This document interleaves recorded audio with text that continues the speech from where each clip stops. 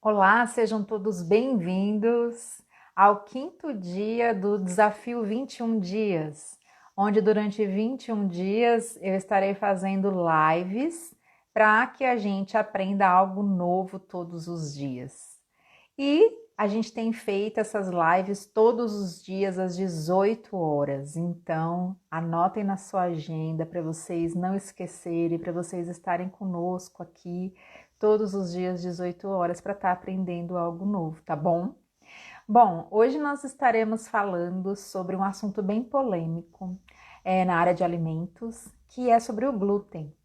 E a pergunta que eu coloquei é: o glúten faz mal à saúde? Tá? Porque muitas pessoas questionam e muitos alunos me perguntam, sejam bem-vindos. E essa é a nossa live de hoje, sobre o glúten faz mal à saúde. Gente, todos os dias, 18 horas, a gente tem feito essas lives curtas, tá? Durante 21 dias eu estarei fazendo essas lives. E essas lives é para vocês interagirem, não é para só eu falar aqui, tá? Eu quero conhecer vocês, saber de onde vocês são, o que vocês fazem, dê a opinião de vocês, tá? O mais importante de tudo isso aqui é a gente trocar informação, tá ok? Então, pessoal, vamos lá. Primeiro, o glúten faz mal à saúde? Bom, para a gente responder essa pergunta, primeiramente a gente precisa saber o que é o glúten. Alguém aqui tem ideia do que é o glúten? O glúten, pessoal, é uma mistura heterogênea do que? De proteína, tá? Então, glúten é proteína, tá bom? E essa mistura heterogênea, ela tem principalmente gliadina e glutenina. E onde essas proteínas estão? Essas proteínas, pessoal, elas estão em grãos de trigo, centeio e cevada, tá bom? Gente, essa mistura heterogênea dessas proteínas são responsáveis por algumas características das massas. Por exemplo, a glutenina, ela é responsável principalmente pela viscosidade e a elasticidade das massas. Já a gliadina, ela é responsável pela extensibilidade do pão, da massa, tá ok? Prof, como é a área de trabalho em bromatologia, muito difícil entrar? Nós vamos falar sobre isso. Você segura aí, no finalzinho eu comento, Rafael, tá? Essa pergunta é bem legal, gostei. No finalzinho eu falo sobre isso sim. Inclusive, o assunto sobre hoje está muito ligado à bromatologia, tá? A gente está falando sobre o glúten, se ele faz ou não mal à saúde, tá ok? Segura aí que eu já respondo. Bom, então nós vimos que o glúten, ele é uma proteína, tá? E formado pela glutenina e a gliadina, cada uma responsável, então, por essas propriedades da massa, tá? Ainda lá na fração proteica do glúten, a gente tem uma parte que é solúvel em álcool, a prolamina, tá? E a insolúvel é a glutenina. Todas elas, pessoal, essas partes proteicas do glúten, elas são ricas em aminoácido, tá? Então é fonte de aminoácido o glúten. Tem glutamina, prolina, olha só, tá? É um alimento rico, tá?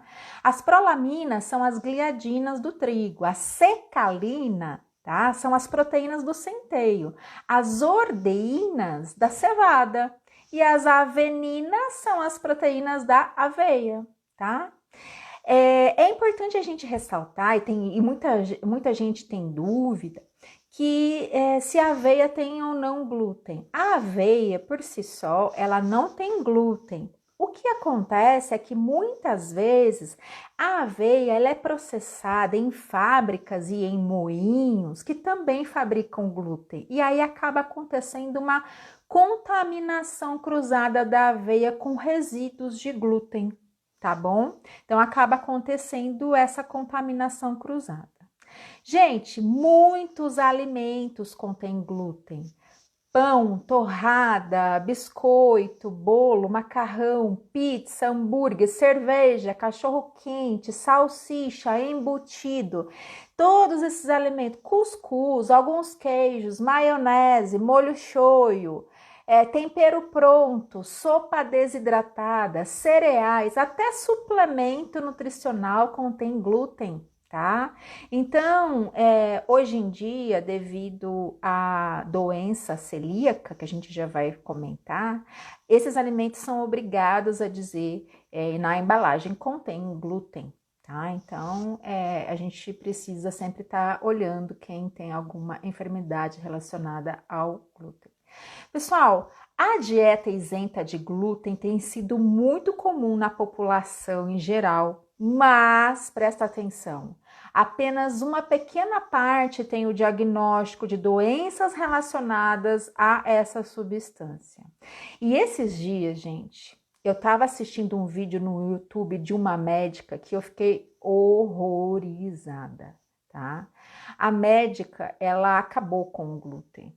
Ela falou que o glúten era plástico, que fazia mal para as nossas células, que as nossas células não suportavam mais o consumo de glúten.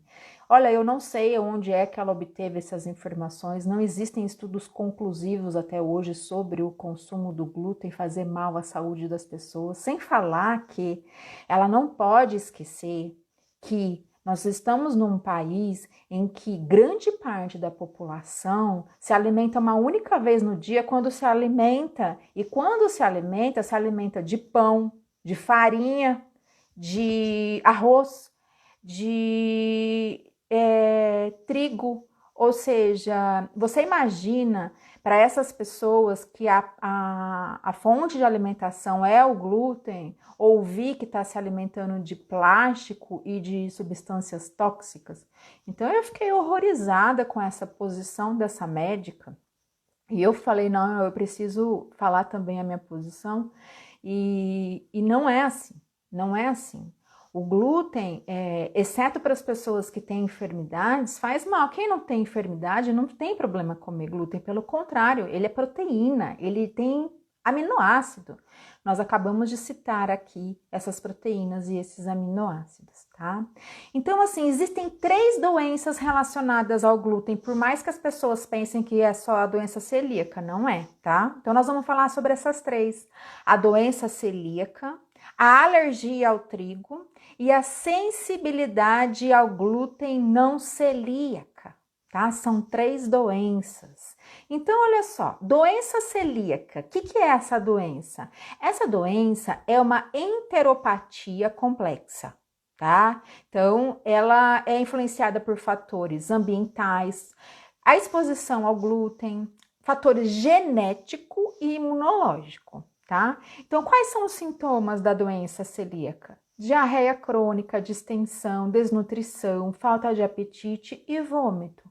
Uma vez diagnosticada com essa doença, não pode consumir o glúten, tá certo? Nem alimentos derivados. Já a alergia ao trigo já é uma reação de hipersensibilidade à proteína do trigo, principalmente uma proteína chamada ômega 5 gliadina, tá? Os sintomas da alergia ao trigo, eles se desenvolvem em minutos ou até horas depois da ingestão, igual uma alergia alimentar, tá? E por ser uma alergia, você fica sabendo instantaneamente, porque você vai ter uma reação alérgica, tá? Inclusive, essa reação alérgica pode até ter, por exemplo, anafilaxia e risco de morte. Então, o alérgico ao glúten também não pode se alimentar do glúten. E tem a sensibilidade ao glúten não celíaca, tá? O que é? É uma sensibilidade que gerada, né, por sintomas intestinais ou extraintestinais que ocorrem logo após a ingestão do glúten e desaparecem se você fizer uma dieta de exclusão, se você retirar o glúten da sua alimentação. E a sensibilidade ao glúten não celíaca, ela é uma enfermidade que ela é diagnosticada caso você tenha tido exclusão, não tem doença celíaca e foi diagnosticado como não tem, e também alergia ao trigo. Tá? Então, essas são as 3 enfermidades relacionadas ao consumo do glúten. Se você não foi diagnosticado com nenhuma dessas doenças, não é necessário retirar o glúten da sua alimentação, tá? Caso você comece a perceber que você tem tido sintomas, apresentado sintomas após a ingestão do glúten, procure a ajuda de um profissional da saúde, um médico, um nutricionista, faça um acompanhamento, um tratamento adequado, faça uma dieta de exclusão. Caso contrário, não tem por que tirar o glúten da alimentação. Existe um modismo desenfreado proveniente dos Estados Unidos com essa teoria de que o glúten é veneno, plástico e faz mal à saúde. Tá ok, pessoal? Caso não for diagnosticado com nenhuma dessas 3 enfermidades, não tem por que retirar o glúten da alimentação. É uma proteína, tem aminoácidos, fontes de nutrientes e é a base da alimentação de grande parte da população do nosso país, tá bom? Então, o glúten ele não faz mal à saúde, não há estudos conclusivos, tá? Que indiquem que o glúten prejudica o desenvolvimento e o funcionamento do organismo de indivíduos normais e saudáveis, tá? Exceto aqueles que forem enquadrados diante desses 3 diagnósticos aqui citados. Espero que eu tenha sido clara. Surgiu alguma dúvida? Podem perguntar. No início alguém perguntou como que é a atuação da bromatologia. Bom, a bromatologia é para quem não sabe, o estudo dos alimentos, tá? Então, quem pode atuar na área da bromatologia? O farmacêutico, o biomédico, o químico, o biólogo, o biotecnologista, o engenheiro de alimentos. É uma área de atuação, é um campo de atuação bastante amplo, tá? E aí você trabalhando com a bromatologia, você pode trabalhar numa análise de qualidade de uma indústria, de um laboratório de produção de alimentos, numa universidade, em grupos de pesquisas, tá? Em instituições, por exemplo, a Adolf Lutz, que faz, por exemplo, análises de alimentos. Enfim, o campo é amplo, sim. Você precisa ter bastante conhecimento laboratorial da área de química, bioquímica, biologia, mas tem sim, principalmente como pesquisador, analista de qualidade, analista de laboratório, tem campo sim em indústria, em empresa, em universidade, em concursos, em agência privada, tá ok? Vai depender da sua formação. Eu não sei se quem perguntou está aqui ainda. Se manifeste se estiver aqui ainda. Eu não sei se está aqui ainda. Bom, enfim, eu sempre coloco algo assim relacionado à bromatologia, porque a biotecnologia ela consegue, né? Abranger todas as áreas e eu gosto muito da biotecnologia de alimentos. Minha formação tem muito. Eu sempre trabalhei com biotecnologia de alimentos, então eu sempre estou falando algo a respeito. Tá ok, pessoal? Alguém tem alguma pergunta sobre a live de hoje? Fiquem à vontade, obrigada pela participação. Deixem anotado na agenda, todos os dias, 18 horas, estaremos aqui novamente para mais uma live durante 21 dias, tá ok? Se ninguém tem dúvida, então eu vou encerrando por hoje e tenham uma excelente noite e até amanhã, se Deus quiser. Um grande abraço para todos vocês, pessoal. Até mais.